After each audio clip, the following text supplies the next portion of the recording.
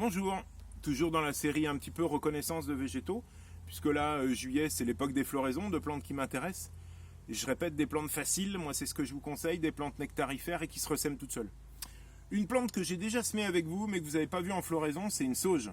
La sauge sclarée, Salvia sclarea, donc des lamiacées. Je vous rappelle juste un petit, toutes les familles des sauges, des lavandes, des lamiers et lamiacées ont une tige carrée, facile à se retenir.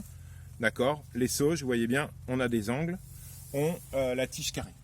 Donc cette sauge sclarée est plutôt une bisannuelle. Bisannuelle, ça veut dire quoi? Ça veut dire que elle se sème la première année au printemps, elle passe la première année au stade de feuilles, et puis la deuxième année, comme là, elle va fleurir et faire ses graines. D'accord?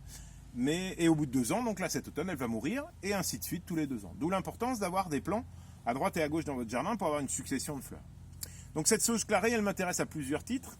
Très mellifère, toujours pareil, caractéristique des sauges.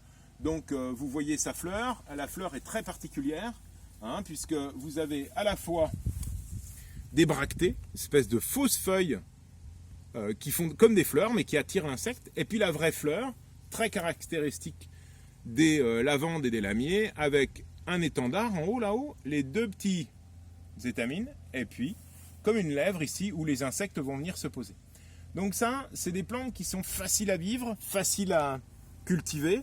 Alors l'autre chose, c'est qu'elle a une odeur très particulière, très forte, et donc elle peut déranger un petit peu les ravageurs du jardin, et c'est pour ça que j'en ai un petit peu partout, parce que vraiment elle sent fort. Alors certains disent qu'elle sent la sueur.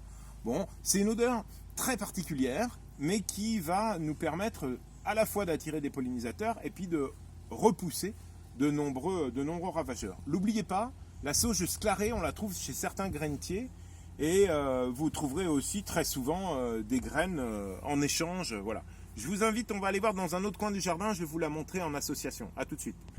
Donc là, vous la voyez noyée dans la végétation. Moi, j'aime bien les associations, beaucoup de vivaces. Vous avez cette sauge sclarée, mélangée devant avec des potentilles qui refleurissent un petit peu en juillet. Je vous en ai parlé au début. Des physalises qui sont là, d'autres plantes.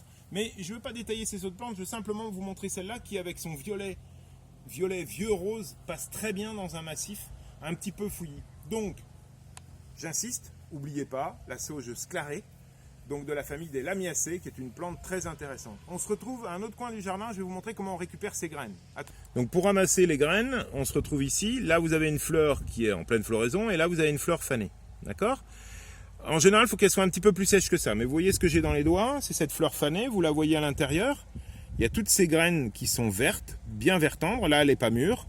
Et sur d'autres, un petit peu plus tard en saison, vous trouverez en les secouant, regardez, des graines relativement plutôt marron, et que vous ressemerez, soit vous les gardez, vous les semez au printemps, soit vous les rebalancez dans le massif, et votre plante, comme ça, va assurer toute seule sa reproduction. Voilà.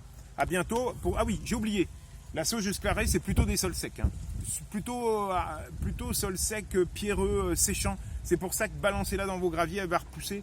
Elle est très très facile, sec, calcaire, il n'y a pas de problème. C'est vrai que les pieds dans l'eau en hiver, elle n'aime pas trop. A tout de suite.